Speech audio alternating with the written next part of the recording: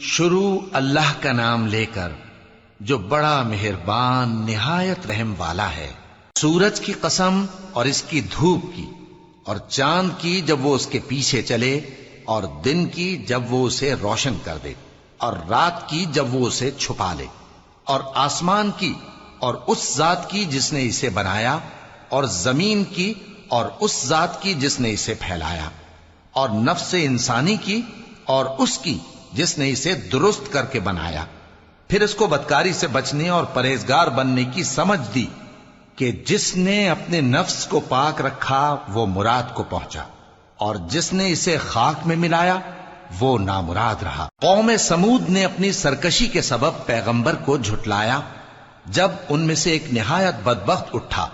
تو اللہ کے پیغمبر صالح نے ان سے کہا کہ اللہ کی اونٹنی اور اس کے پانی پینے کی باری سے خبردار رہو، مگر انہوں نے پیغمبر کو جھٹلایا۔ پھر اونٹنی کو مار ڈالا